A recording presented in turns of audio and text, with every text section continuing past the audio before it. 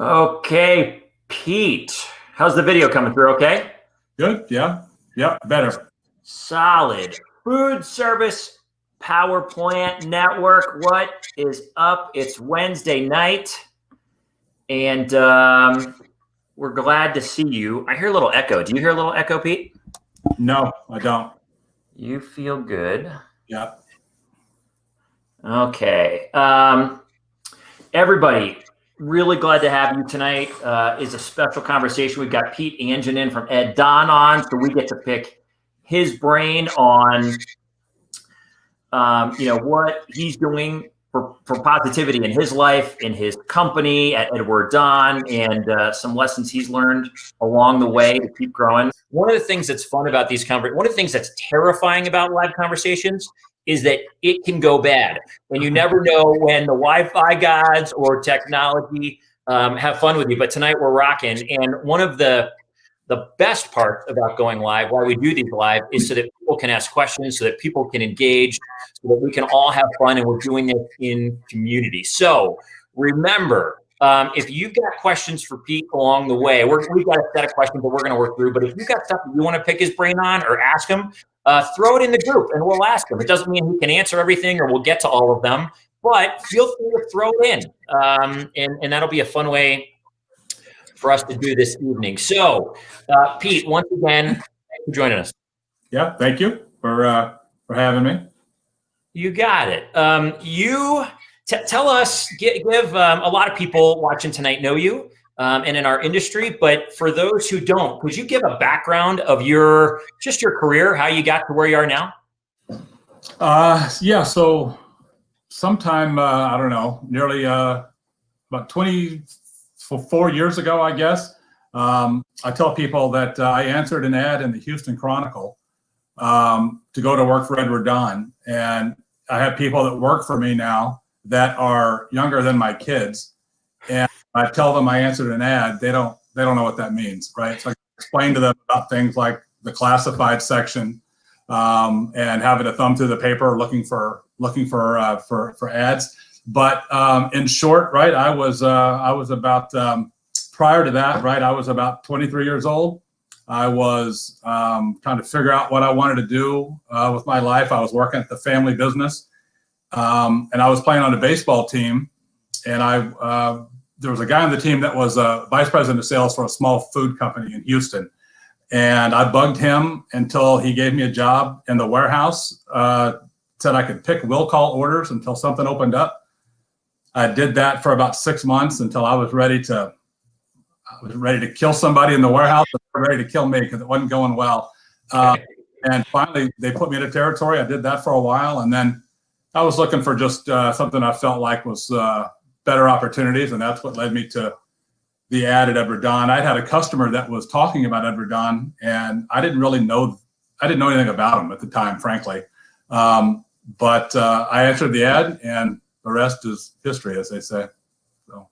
Awesome. Okay, so it's funny how it always starts like that. You're working in the warehouse, and now look at your role. I can't wait to hear just some of the different roles you've had as you've grown in your career there. As I'm looking back, Rick Guido is on. Guido. Michael is on. Anthony Sandy Hoyt is in the house. Connolly, Josh Callahan, Amy Gerard. Hi, Amy. Joe Carcione, Deborah Hibbs, Andrea Pope, lots of Tom Anderson. Great to see everybody. This is really, really fun. Okay, so you've held a lot of roles. As I looked at your like LinkedIn, the roles you've had at Ed Don, you've done a lot of things from, street sales, warehouse, etc., all the way up to where you are now. Which role, maybe I can't ask this question, but which role has been the most fun? Been the most fun?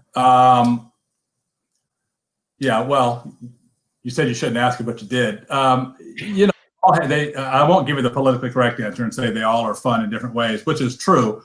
I would say, though, that, when I was a district manager, I would say that while that was at times one of the harder positions, given the nature of being, that close to the sales rep and the customer, having upper management tell you one thing, you had to digest it and spit it out another way to the sales people and the customer, was challenging. But that probably was also the most rewarding, just because there was such an immediate, reward for the effort. And if you failed, you knew it quickly. That was probably the funnest of them all. But they've all got their merits, right? Oh, for sure. Yeah, there's pros and cons to everything. Yeah. Okay, so you've been with Edward Don just over 24 years. Is that correct? That's right. Yeah, September. So that says a lot about you, and I think to stay somewhere for a long period of time, and it says a lot about your company, your organization. Tell me what is so special. What is unique about Edward Don, your culture, to have you stay there and grow and invest so much of your life there? In total, right, about the company, I would say that you are very much encouraged to be yourself. Don's been a place, in my experience from early on, that embraced the individual and let you know it was okay to be an individual, be yourself. If you've ever been to any of the Don supplier expos, you know that we are, a big group of individuals that have all come together, right? But I would say, that's part of it for me personally, but it's also been that, we talk a lot about there's right way, wrong way. And if you go about your business the right way, you're listened to, you can have a voice, you can disagree, can have an opinion, and you're not shunned for that. You're not ostracized. It's embraced. You got to do it the right way. But if you do it the right way, it's embraced and encouraged. And for me, that was always extremely important. Maybe the most important thing. Huh. That's really unique. So a lot of companies, I don't think, know how to handle differences of opinion. They don't know how to process that. They don't know how to do it responsibly. And I think that says a lot about who y'all are. Yeah, a lot of it. I mean, it starts from, the Don family and just how they are. A lot of it is how we've set ourselves up as far as just, from a structure standpoint, from the district as a team and multiple districts within a region. It lends itself to all that. But it ultimately starts from, the Don family encouraging that individualism because, you get to be a certain size company and, some of that stuff kind of gets washed out intentionally. But it seems to have been encouraged a little bit here. That's great. I think there's a lot of people, you've done a great job with your team. Here's why, because a lot of people say that the favorite job you've had has been working with them. Danny Lewis is pretty sure that working with Danny Lewis was your favorite role. And Shannon Callan, Pete's favorite role has been managing me. Of course, that's awesome. Kim Worley's on there. Josh Callahan says, "Hey, Pete, how about the Houston Texans right now?" Yeah, the best things about the Texans is that they fired their coach. There you go. You got to know when to make a move, right? Yeah. And frankly, they look like I could play defense for them, which is not good. So. Obviously, we're in a unique time. We're having to create ways to keep people elevated, to keep them motivated, to keep their energy up, to keep them hopeful, that we haven't had to necessarily in the past. What are some things that you're doing for your team, encouraging your team, keeping people going, keeping people up and hopeful in the midst of all that? Yeah, well, I mean, I'd like to say there is this well thought out, executed strategy, but I don't know that, and half of them are on here. They're going to tell you if it's not true. But I would tell you that it's really mostly just been about trying to have like honest, straightforward conversations about where we are, what we know, where we think we're headed.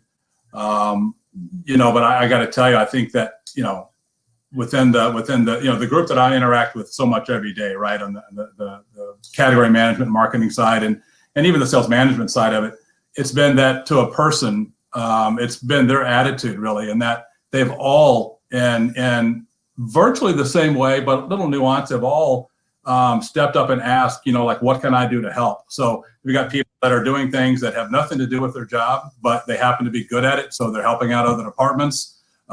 They've helped out each other. And frankly, it has felt like that though we are further apart geographically than we've ever been, in many ways, the team has come closer together as a result of all that. And it's been their attitude that really has done it, more than anything. Wow.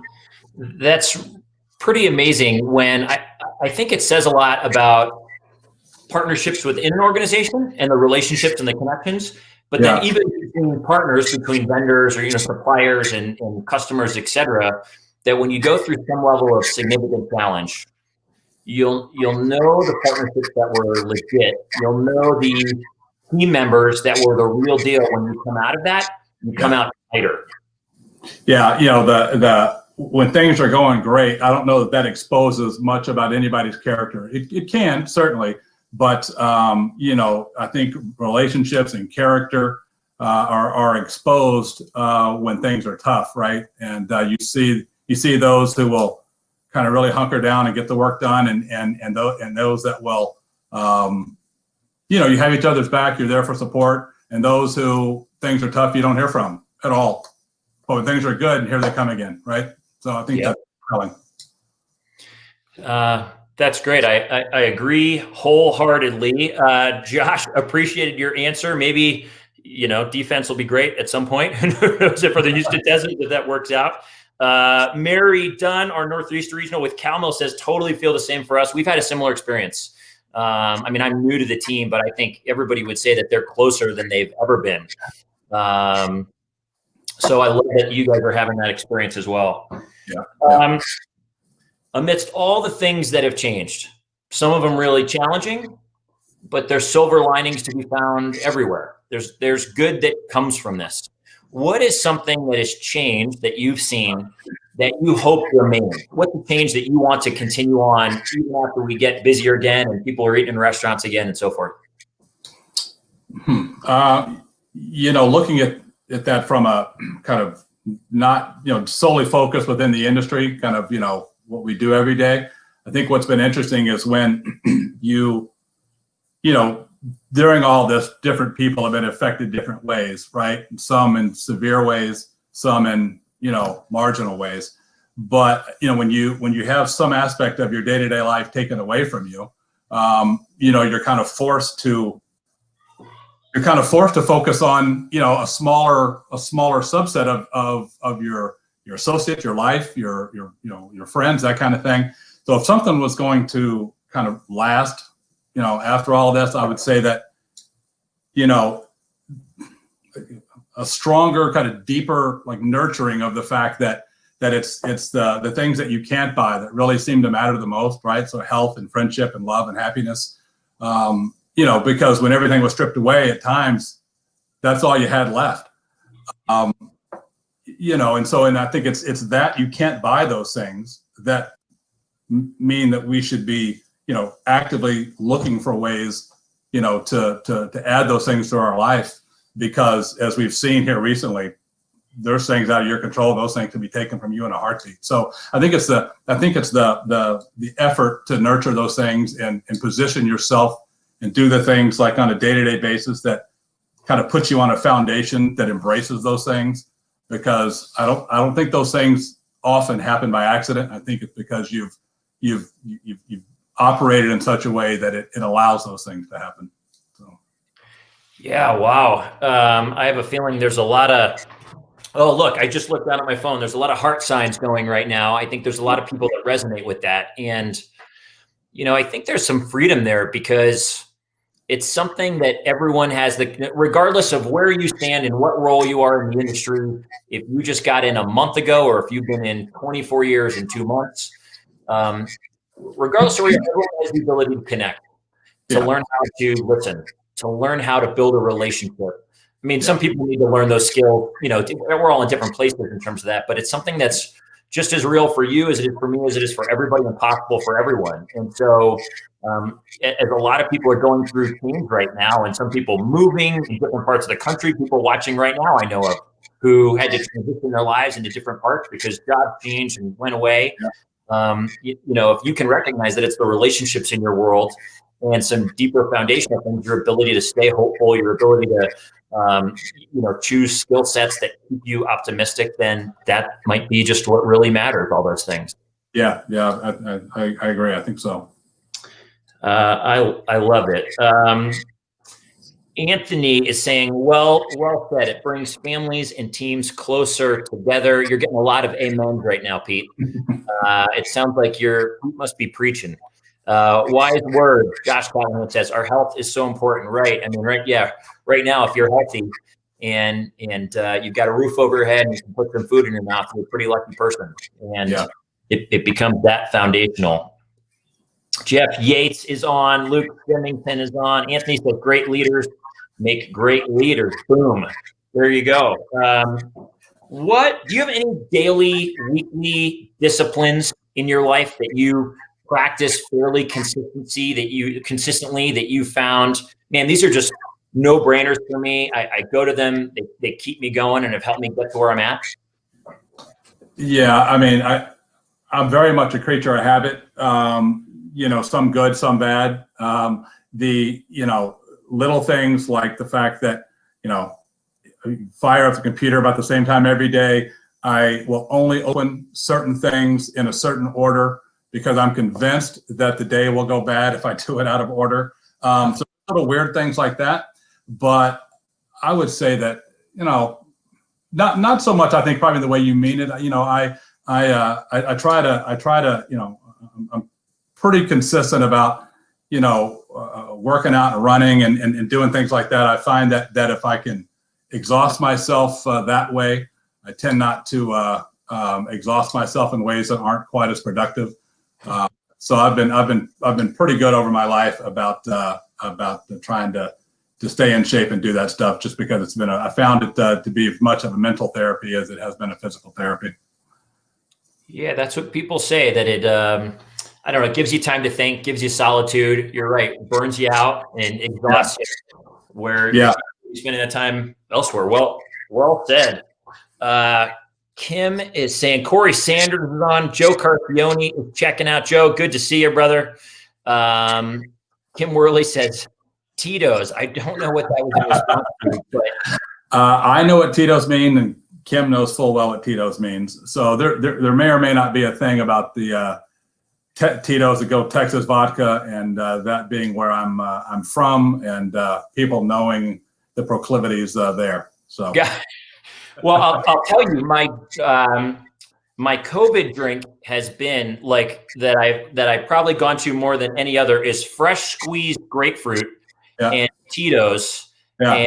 And it treated me well, frankly. Tito's. You take a little Tito's fresh squeezed grapefruit and then a splash of a Fresca, which everybody at work makes fun of me for, but very, very refreshing, as they say. Okay, we just got a twist. Look at what we're learning tonight, people. This is awesome.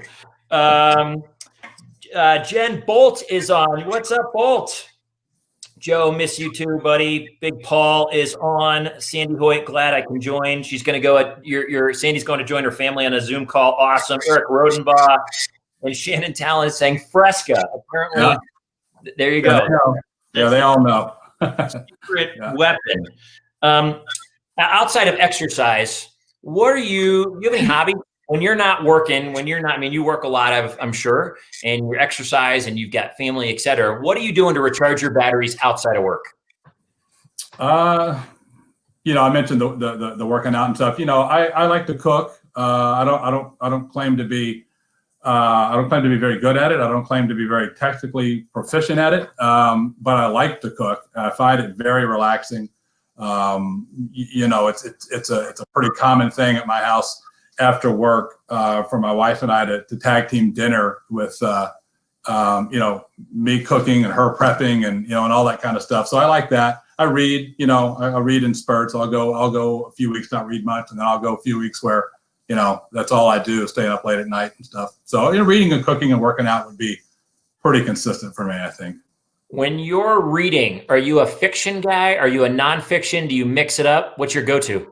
Yeah, I mix it up. I mean, I like stuff like Malcolm Gladwell. I like his books. I like, there's different things about management leadership. I read some of that stuff. I don't read a ton of that. If a particular subject or topic, within that kind of development personal development world, strikes me, I will do that.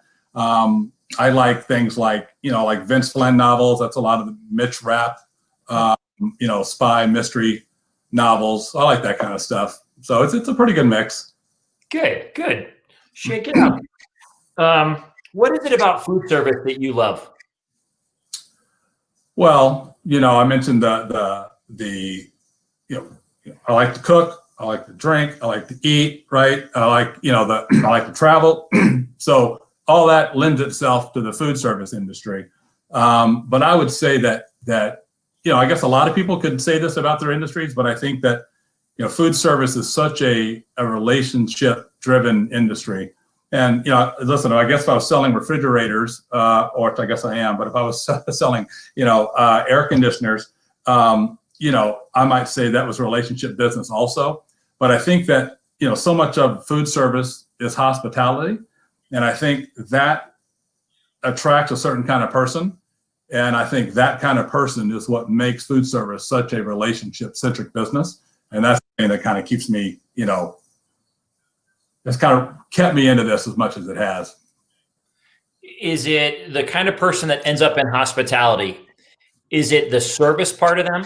Is it, outside of the relationship and they love people, is it loving to, the desire to take care of people in some way, make lives better, put them in a situation with whether it's food or drink or connection that puts them in a better spot? Is that something that you've recognized?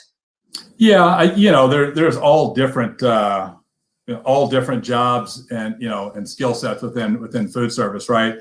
And you had a gentleman from Sodexo on one of the previous shows, and he was talking about all the the chefs think they're going to be the next big Food Network star, and they don't think about the 1,000 hours peeling potatoes when nobody's looking, kind of thing.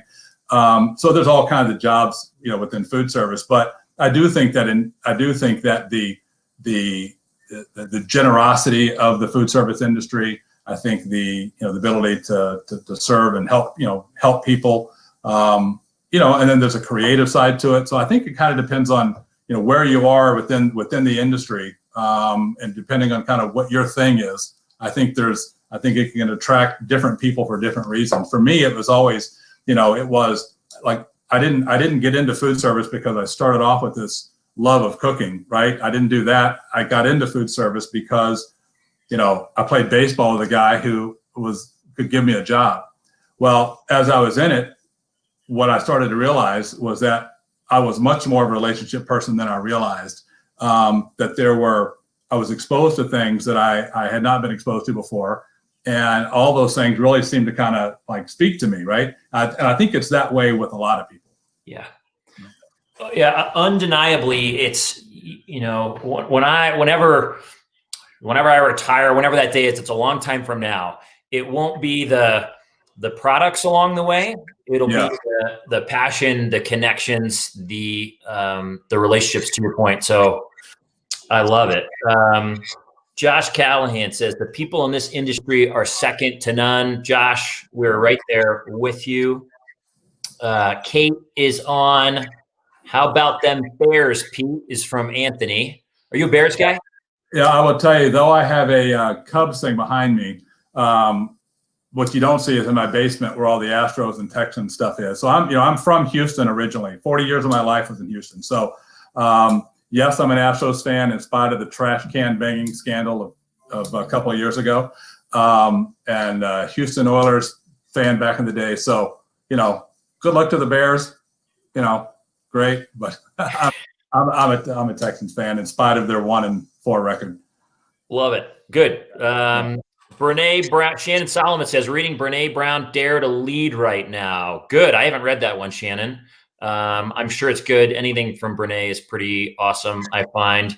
Deborah is all Dodgers.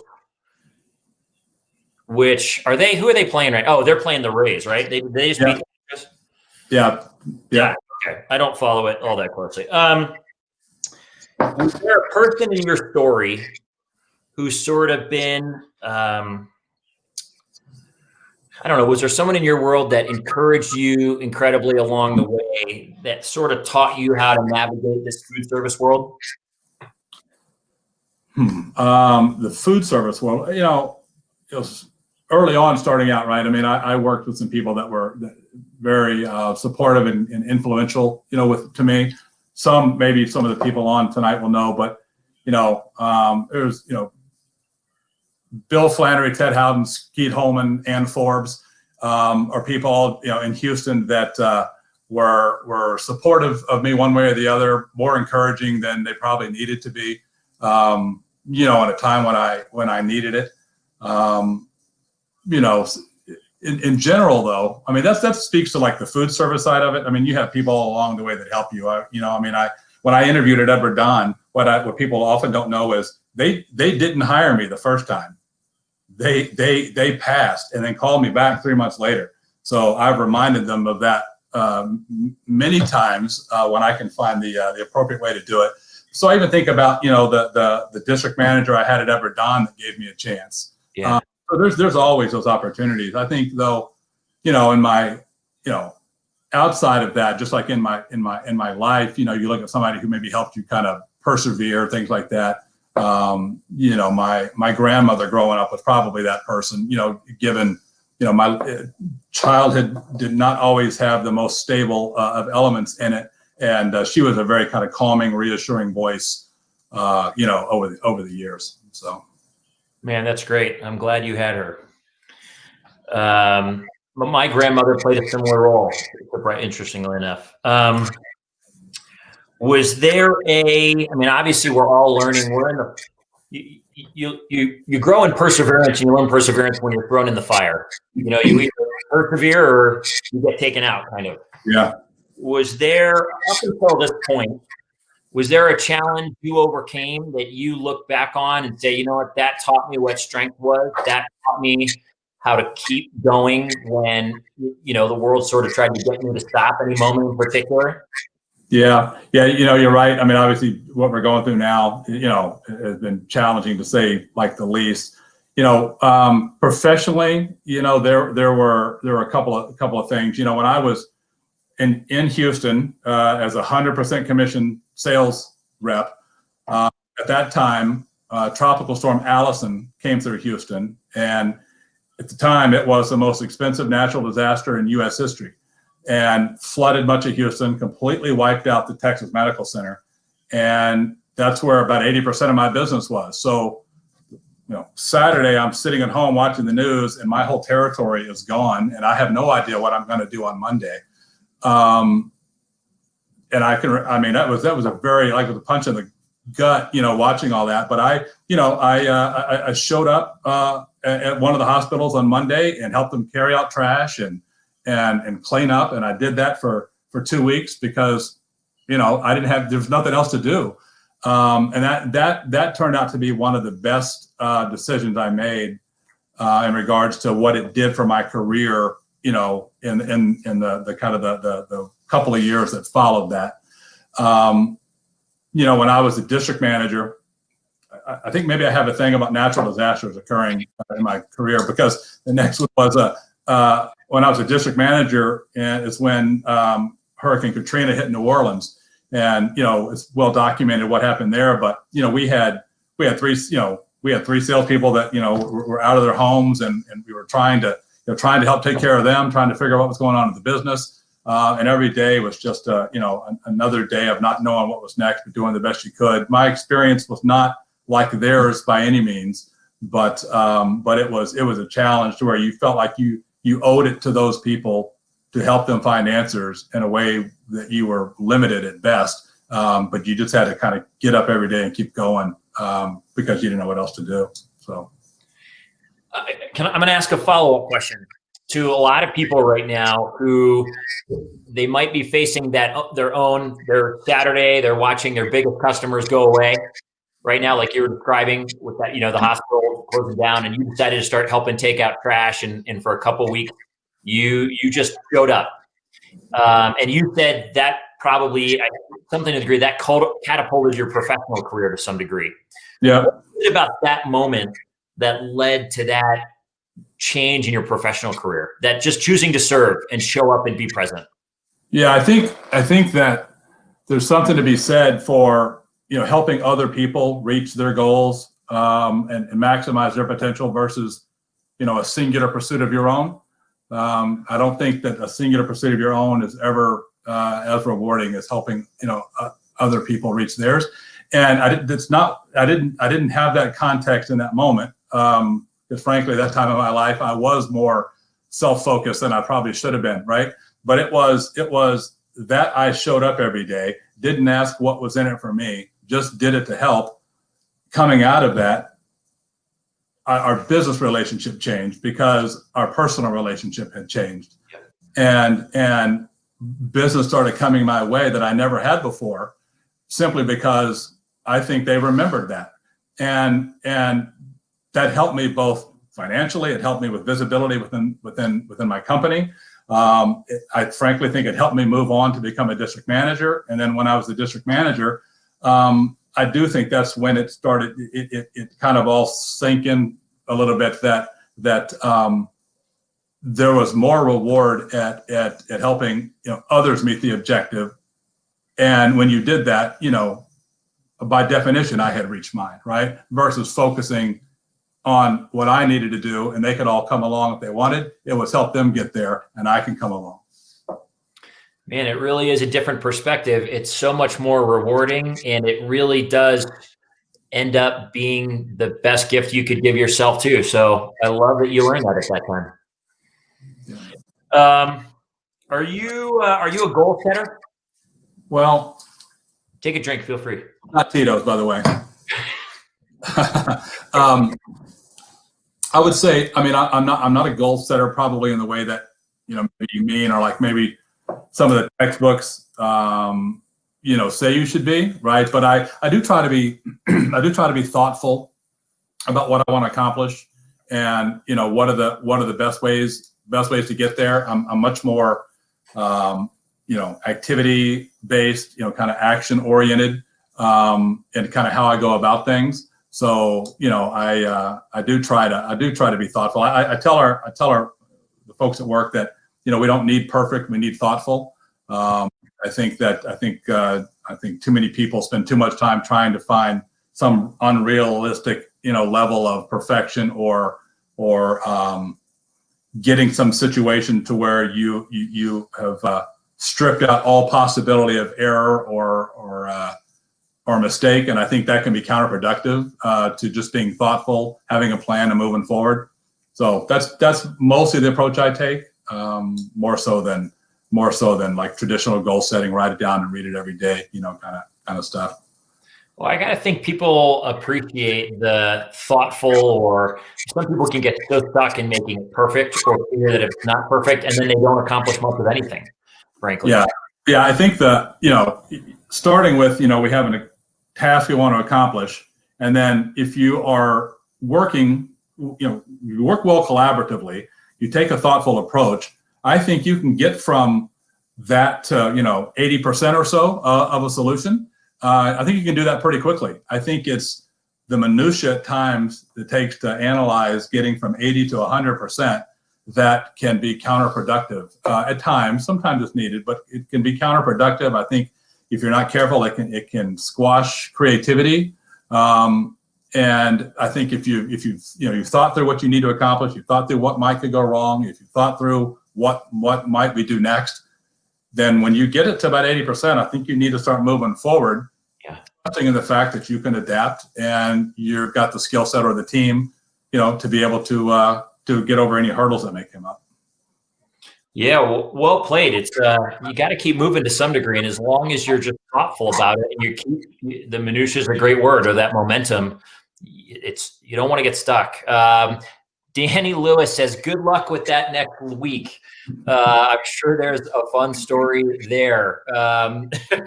Yeah, they all accuse me of being making things overly simplistic, and mostly that's my nature. It's not always intentional. Sometimes it's intentional, but I hear that a lot from them. Is that I make it overly simplistic? But I say that it's because if I didn't have the people working with me that do, I couldn't make it overly simplistic, right? They allow for that because they do a good job of filling in the details that I seemingly don't. So. Well, it's a level of trust. It demonstrates trust. think. If you have to give your team every little nuance of what you need them to do, and they can't think about it, and they're growing, and you're developing them. There's a lot of people that have been on your team a long time. Then what value is there? Shannon says, Shannon Talon, great lesson from Pete. Love it. Mary saying hi. There's lots of fun stuff going on. Are you someone who you've grown in your career to a cool place? You get to have a great influence in our industry. You've clearly pulled out a lot of great lessons in your story, in your life, that you now get to offer to the teams around you. Are you someone who actively seeks out personal development, or is it something that, life happens and you just pay attention? Probably more the latter. I mean, sake of being candid and full disclosure, I'm not somebody that, I think is looking for, a self-help book or seeking some kind of personal enlightenment, but I do think, if we're talking about like activities that help with development and growth, whether that's the working out or the reading and things like that, I do think I do that more so than I do any kind of what I would call, my brain would classically call personal development. Well, I think it all fits. I mean, anything that leads to growth in some capacity, I think, is personal development. Certainly reading and working out and doing what you love and et cetera are all a part of that. Yeah, I read somebody a minute ago mentioned a specific book and an author. I read a book a few years ago called Multipliers. I don't know if you know that book, if you read that book, but in short, what it talks about is, I guess in any aspect of your life, but in this book, it's talking about from a professional perspective, you can either be a multiplier or a diminisher. And in short, the multiplier, when you leave a meeting with the multiplier, they have convinced you that you're the smartest person in the room. With the diminisher, they have convinced you that they are the smartest person in the room. And a lot of that is just simply is nuanced and it's positioning. But from a personal development standpoint, I think that the idea of being able to be part of something that helps the group be more than the sum total of their parts, I think is pretty intriguing. So. Is that Malcolm Gladwell? No, I cannot. I may even have it here. I can't think of who that author was. That's all right. We can Google it. We can find it. You've gotten to manage people through a significant part of your career in different levels, and now you get to oversee and be a part of overseeing a national organization. You guys are probably international. How do you help maintain culture when you've got team members all over the country? Yeah, it's been interesting, right, with everything that's going on now. So we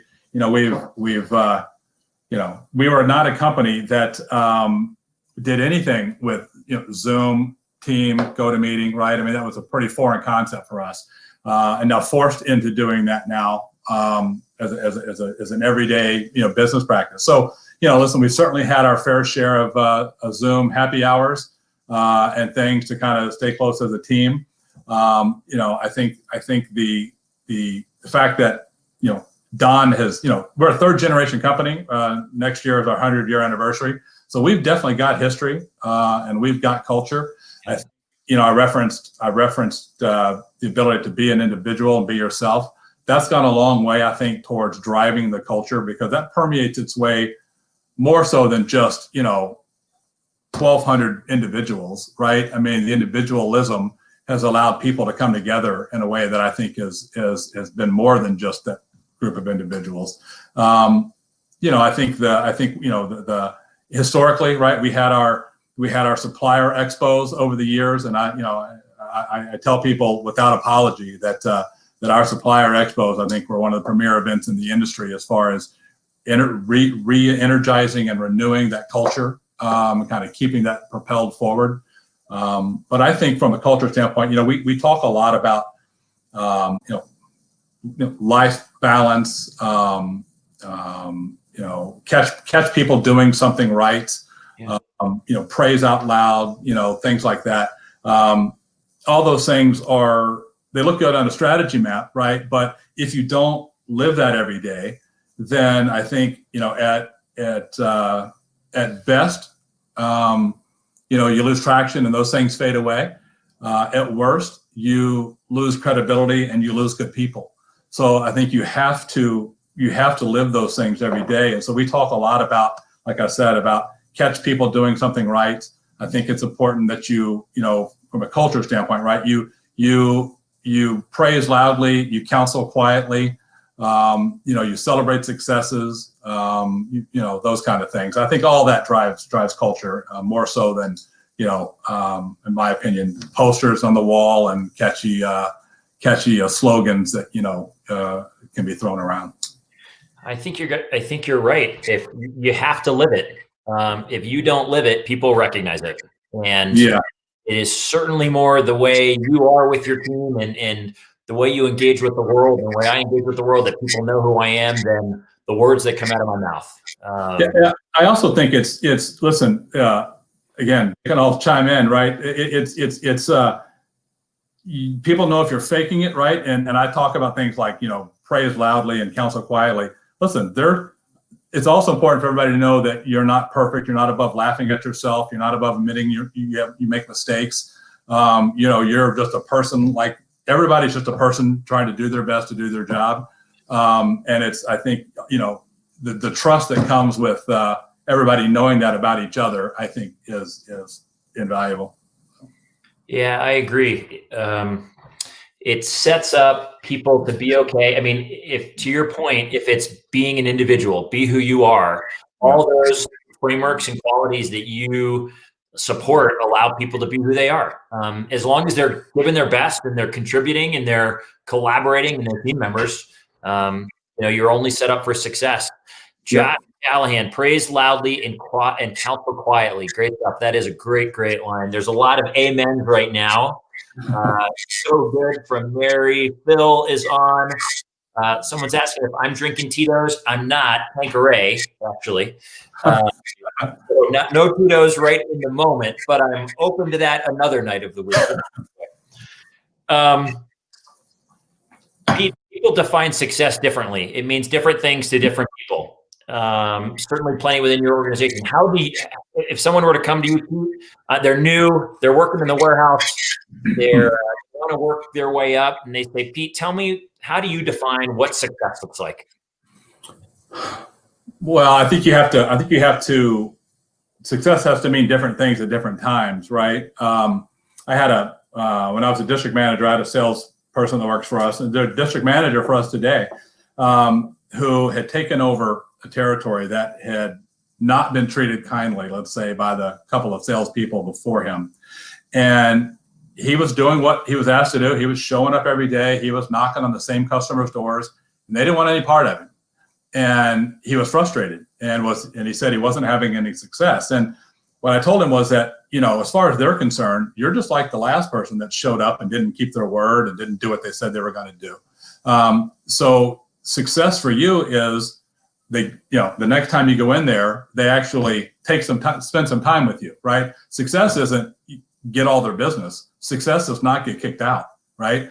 And so once we kind of reframed what success was for him in that moment, then it helped him see that he was having success and not just failing every day.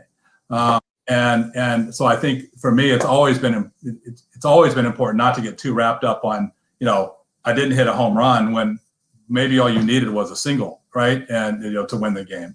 So I think that's important. I also think that if you look at it from the larger standpoint, not necessarily an individual moment. I think that at the end of the day, I think if you make a difference, right? I think that's a positive difference. I think that's really, if I was going to define success, I don't think it's because if not, when does it end, right? I mean, you got the new house, you got the new job, and then it's over, right? I think it's not over. I think it's it's just another step along the way. So I think if you're making a positive difference in somebody's life, in your community, your charity, your church, whatever it is, I think if you're going to look for sustainable levels of success, I think that's probably where it lies for me. I love it because that's another thing that's achievable to everyone. Contribute. invest in people, care for people, teach people, bring them up, develop them, etc. So I think it's great. How do you, and I also agree with you on the success varies at times. How we say in our family sometimes when there's a hard health challenge going on or something going on, that sometimes survival is a win, right? Sometimes we're looking to thriving, engaging with different people and everything we look to do, and we have a life that we come to expect. But sometimes, my daughter just had surgery on her leg and there's been sleeping on the couch for 4 nights. And, the living room has blankets everywhere. And you know what? That's not normally how we live, but right now that's a win. Right. It's getting better. So that bar does have to rise and fall with the times, or else you're kind of setting an unhealthy standard that will ultimately discourage you if you're not opening to change that as life variables change. Yeah. And I think,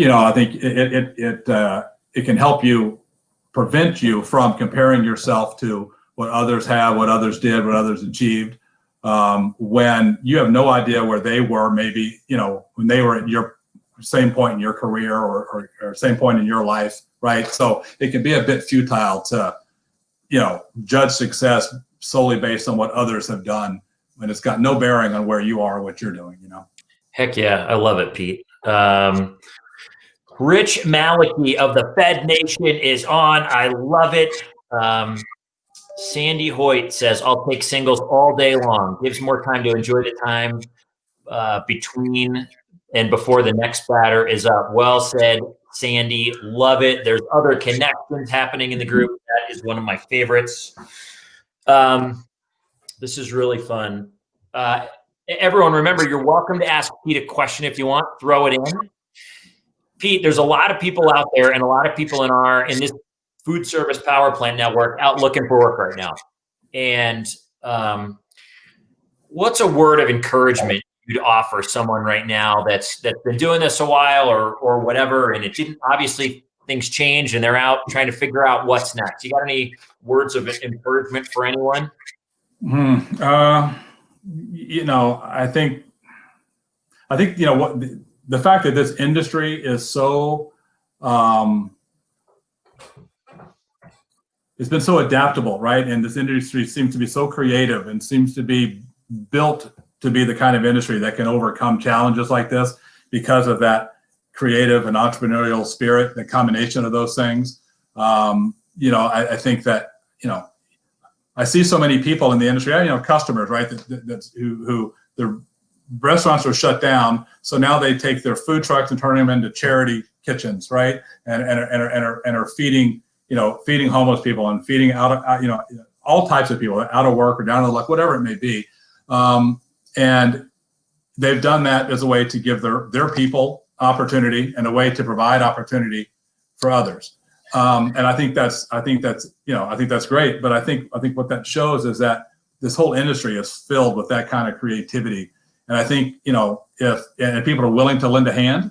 So I think if people that are struggling right now, that if you're willing to try something different, if you're willing to have a conversation, if you're willing to network, that I think people in the industry, this industry in particular, are very open to helping and being creative. I know, from some experience, some people that I know that had to get out of their comfort zone, get into another lane in order to have opportunity. And ultimately, in some cases, that's been a better lane from them than the one they were on that they were comfortable with. Right. So, it's hard. It's not easy, with everything going on. I really feel for some people. I just think you gotta put it out there and know that this industry is going to be around and be willing to try something different within the industry. I mean. Yeah, I like what you said. And someone's saying right here, who is it? Let's see. Oh, Chris, you're so right on the creativity that we're seeing. It's amazing, such a bright spot right now. Well said, Chris. I think the question, anyone looking for work right now, that I would encourage you to ask is, where is the opportunity? Because there is always an opportunity for growth, for something new, to develop something, to create something, whatever it is. And it might be through a side door you didn't see coming, you weren't looking for previously. And to this point, for some people who found a new creative outlet, it's even better than the one they were comfortable in. Yeah. So I would encourage you to keep asking yourself, or saying to yourself, there's opportunity here for me, and go pursue it. Find things, talk to people, ask people questions, pick their brains. Who's doing something unique, whatever that is.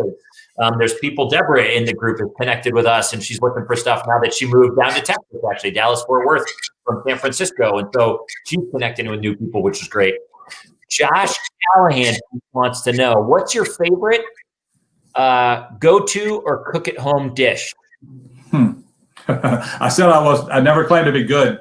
What would I make? I don't know, something like like a Korean beef tacos, or a lot of as big of flavors as I'm capable of producing, right? Lasagna,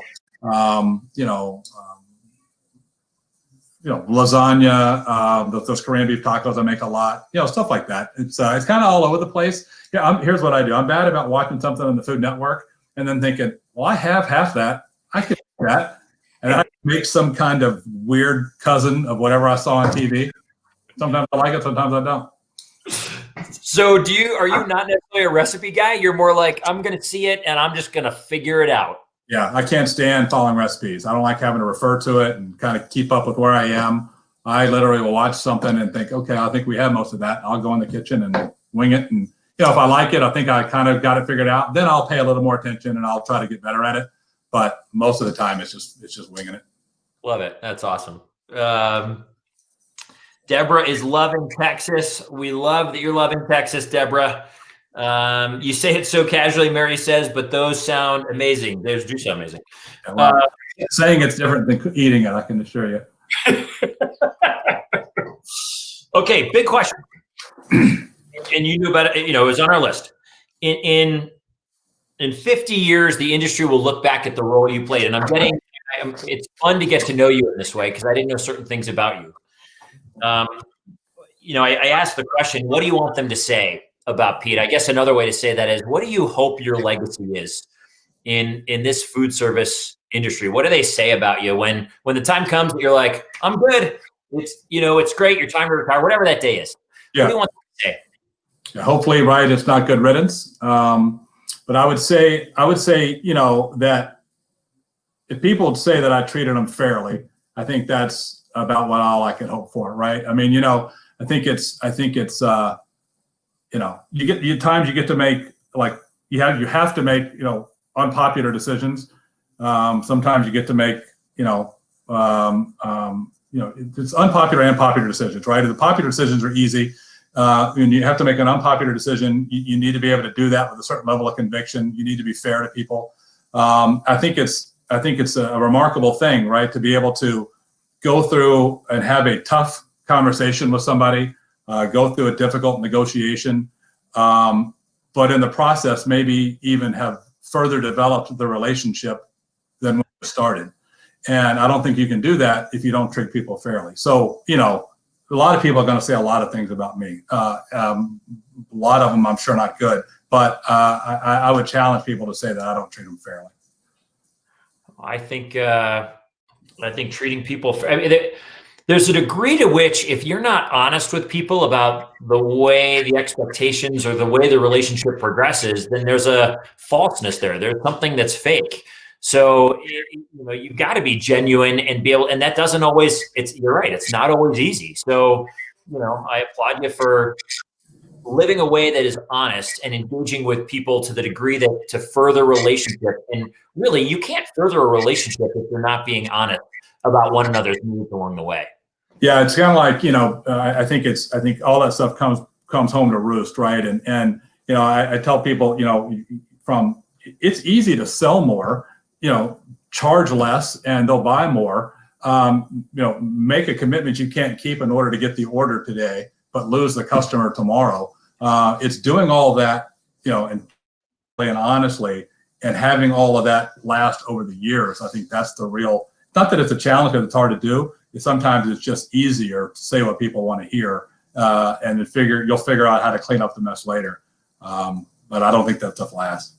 Oh man, I don't know who could last and live, their sales life that way, frankly. Yeah. Anthony has a question for you. Where do you see food service in the next 6 months to a year? Food service in general, it probably depends on what part of the country you live, the way things are going. Me personally, I don't know that I see food service. Sorry, it's like lightning like crazy outside here. I don't see food service that different in the next 6 months. I think, you start talking about things like, vaccines and all that other kind of stuff. And when is that going to happen? Here in counties in and around where I live, they're going back a phase and no more indoor dining. So I think it's going to be a lot of that over the course of the next 6 months. I think a year from now, I think we'll be a lot closer to what we would call normal, with some restrictions still, some things that are still not quite what we want them to be, but more closer to what we want them to be than we are today. But I think the more people, and I say learn to live with the virus, what's going on. I don't mean that callously. I mean better understanding of what you can and can't do, relevant to the science of it all. And then I think when there is a virus, I think that's going to be a vaccine. That's going to be the real turning point. Yeah, it's, for a lot of people, it's figuring out, okay, so if that is the case, then, how do we hang on that period of time for some people? And what do you do to keep going and innovate and strategically approach the world, which is different than you're used to for a while? Yeah, the question was about food service, and I think, just speaking like at our company, right, there's channels that would not have been our main, go-to-market channel, right? But opportunities have opened up, and so whether it's non-traditional food service stuff to from grocery stores to convenience stores to different government institutions, all kinds of stuff that's not what you necessarily went out looking for every day when you're selling pots and pans, right? But those are opportunities that have come up now, and you got to do your best to capitalize on those. And I think depending on where you are in food service, there'll be varying degrees of kind of how that looks. Well, good for you to think outside the box and outside what you knew in the past to find new avenues. I think anyone that's finding a way that's getting through this and even thriving right now has certainly had to look outside of the world they were in, for the most part. Not everybody, but a lot of people have. So well done. Pete, listen, I really want to thank you.